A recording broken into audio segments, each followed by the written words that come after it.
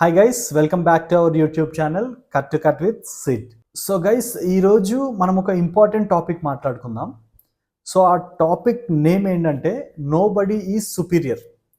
So దీన్ని మనం ఇంకో విధంగా కూడా పెట్టొచ్చు, like nobody is superior than god or nobody is superior in front of God.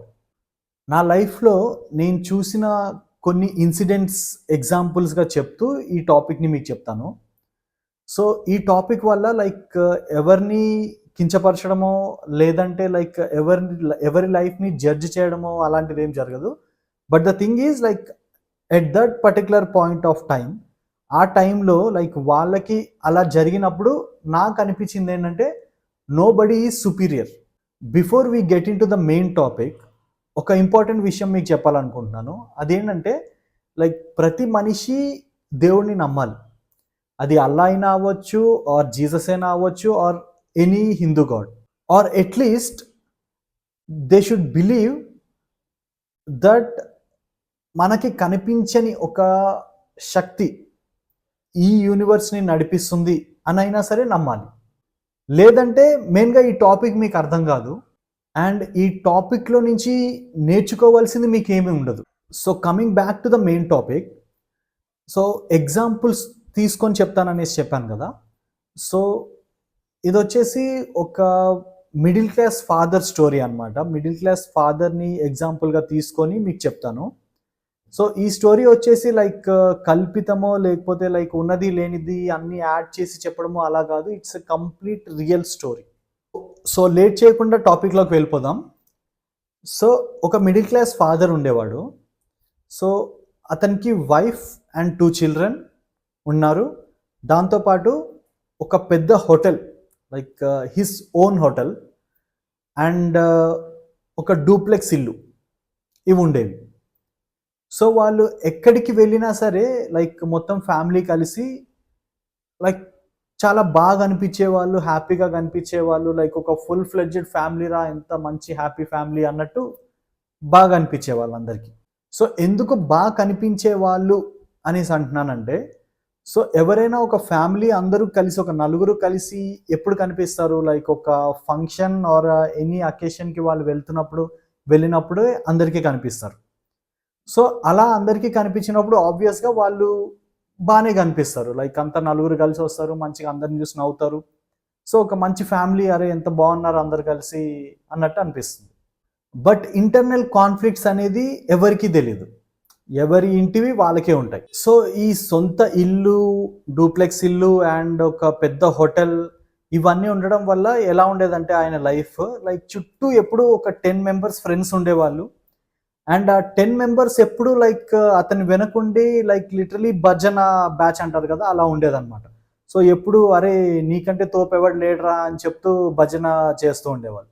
Because of which అతని పరిస్థితి ఎలా ఉండేదంటే లైక్ ఎవ్రీ డే ఒక 10 or 15 మెంబర్స్ని అతని ఇంటికి తీసుకెళ్ళి సో ప్రతిరోజు ఫుడ్ పెట్టేవాడు అనమాట.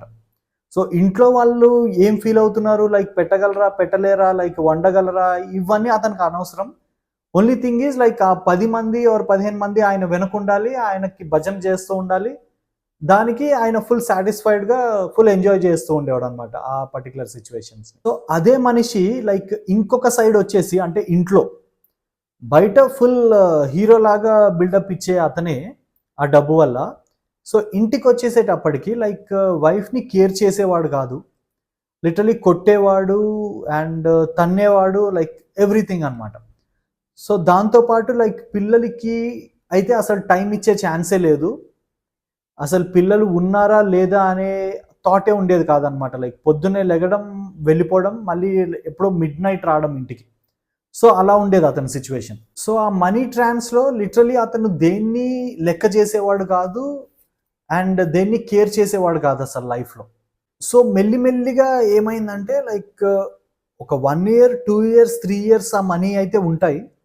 బట్ అలా మనీ స్పెండ్ చేస్తూ ఇష్టం వచ్చినట్టు ఫ్రెండ్స్ పైన అలా స్పెండ్ చేస్తూ పోవడం వల్ల ఏమైందంటే మెల్లిగా మనీ అంతా అయిపోయి ఆ పర్టికులర్ హోటల్ని అమ్ముకోవాల్సి వచ్చింది అండ్ వాళ్ళు ఉంటున్న ఇల్లుని కూడా అమ్ముకోవాల్సి వచ్చింది.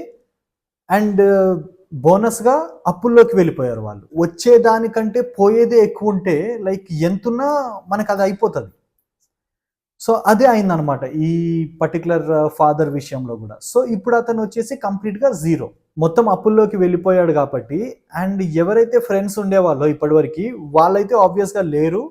అండ్ ఆల్సో లైక్ ఇతను వాళ్ళని కాంటాక్ట్ చేద్దామన్నా సరే లైక్ వాళ్ళు లిటరలీ ఫోన్స్ ఎత్తలేదు అండ్ ఇతని దగ్గరకు కూడా తీసుకోలేదన్నమాట. సో ఆ ఫాదర్ ఇప్పటికీ ఇంకా మారలేదు, ఇలాంటి సిచ్యువేషన్లో కూడా ఇంకా మారలేదు. మారకుండా స్టిల్ ఇంకా ఆ వైఫ్ని కొట్టేవాడు, మాట వినేవాడు కాదు. అండ్ లైక్ ఇంటి రెస్పాన్సిబిలిటీ తీసుకునేవాడు కాదు.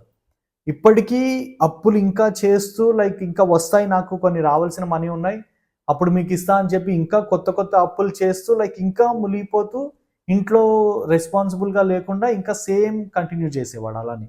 సో ఇవన్నీ భరించలేక లైక్ వాళ్ళ వైఫ్ ఏమైపోయిందంటే, ఫస్ట్ థింగ్ లైక్ అలాంటి సిచ్యువేషన్లో ఉన్నప్పుడు ఆ హస్బెండ్ మంచిగా ఉంటే లైక్ అతనికి సపోర్ట్ చేసి ఏదైనా చేసేది.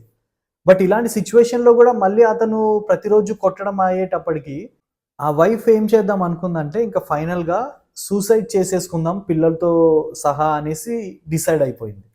యాక్చువల్గా ఈ రోజుల్లో ఉండే వైఫ్ లాంటిది అయితే లైక్ లిటరలీ ఆ పర్టికులర్ హస్బెండ్ని ముక్కలు ముక్కలుగా కట్ చేసి అమెజాన్లో డ్రమ్ము కుక్కరు ఆర్డర్ చేసేది. సో సిచ్యువేషన్ ఇలా ఉంది. సో ఒక 1 డే ఆర్ 2 డేస్లో వైఫ్ సూసైడ్ చేసుకోబోతుంది, like she decided. And husband ఏమో ఇలా ఉన్నాడు, అప్పుల్లో ఉన్నా ఏమున్నా సరే ఇంకా హింసిస్తూనే ఉన్నాడు, ఇష్టం వచ్చినట్టు చేస్తున్నాడు. సో ఎలారా దేవుడా అనుకునేటప్పటికీ ఇక్కడ ఒక ట్విస్ట్ వచ్చింది.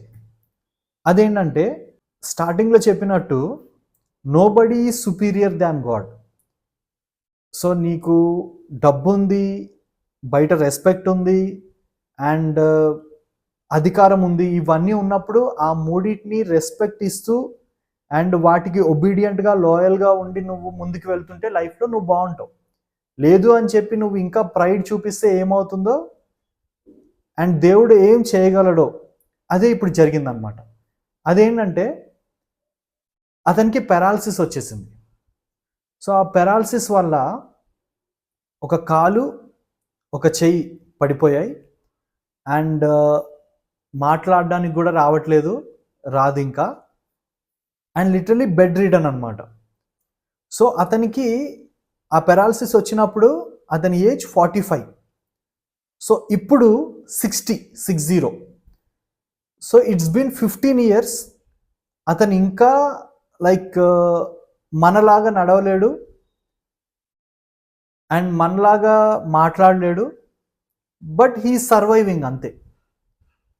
సిచ్యువేషన్ ఎలా అయిపోయిందంటే అతనిది ఏ చేత్తో తింటాడో అదే చేత్తో కడుక్కుంటాడు అనమాట. ఇదేదో కోఇన్సిడెన్స్ అనేసి అనుకోవచ్చు మీరు, బట్ కోఇన్సిడెన్స్ కానే కాదు. కర్మ అనేది ఒకటి ఉంటుంది. సో నువ్వు మంచి చేస్తే నీ లైఫ్లో నీకు మంచి డెఫినెట్గా అవుతుంది. లేదు అని ఎవరిని కేర్ చేయకుండా, దేన్ని కేర్ చేయకుండా నా ఇష్టం వచ్చినట్టు ఉంటా, నాకు ఈరోజు ఇదంతా ఉంది, సో లైక్ నాకు డబ్బు ఉంది, నాకు అధికారం ఉంది అని చెప్పి ఇష్టం వచ్చినట్టు బిహేవ్ చేస్తే చెప్పా కదా కర్మ రిటర్న్ షాట్ ఇస్తుంది. ఆ షాట్ ఇచ్చినప్పుడు లిటరలీ నువ్వు ఇంకా లైఫ్లో లెగలేవు అనమాట, అలాంటి షాట్ తగులుతుంది. సో గైస్ నేను చెప్పేది ఏంటంటే లైక్ ఈ రోజున్న సిచ్యువేషన్ రేపు ఉండదు అండ్ రేపు ఉన్న సిచ్యువేషన్ ఎల్లుండి ఉండదు. సో ఈ రోజు మనం ఏడుస్తున్నామంటే లైక్ బాధలో ఉన్నామంటే లైక్ అదే బాధ కంటిన్యూ అవ్వదు, it changes. So next day అనేది హ్యాపీ డే వస్తుంది. అండ్ ఈరోజు హ్యాపీగా ఉన్నావు, చాలా డబ్బు ఉంది, చాలా అధికారం ఉంది, ఫుల్ ఎంజాయ్ చేస్తున్నావు అనేసి అంటే సో రెస్పెక్ట్ దట్ సిచ్యువేషన్. రేపు అనే రోజు మారుతుంది డెఫినెట్గా. సో ఈ రోజుని నువ్వు కాపాడుకుంటే అదే రేపటికి కూడా కన్సిస్టెంట్గా ఉండే ఛాన్సెస్ ఉంటాయి, అంతేగాని ఎప్పుడు ప్రైడ్ చూపించకూడదు. అండ్ గైస్ ఇది part 1 of this video only. So part 2 కూడా ఉంది. అందులో మీకు ఒక film star and politicians life stories ఉంటాయన్నమాట. హాఫ్ స్క్రిప్ట్ ఆల్రెడీ అయిపోయింది, మిగిలిన స్క్రిప్ట్ కూడా కంప్లీట్ చేసేసి మీ ముందుకు తెచ్చేస్తాను. ఓకేనా? సో ఇలాంటి ఇంట్రెస్టింగ్ టాపిక్స్ ఇంకా చాలా ఉన్నాయి, చాలా మాట్లాడుకుందాం. ఓకేనా? సబ్స్క్రైబ్ చేయకపోతే సబ్స్క్రైబ్ చేయండి, లైక్ చేయండి, కామెంట్ చేయండి. అండ్ మీ లైఫ్లో ఇలాంటి సిచ్యువేషన్స్ ఏమైనా ఉన్నా సరే నాకు కామెంట్స్లో చెప్పండి. Thank you. Please like, share and subscribe to our channel Cut to Cut with Sid.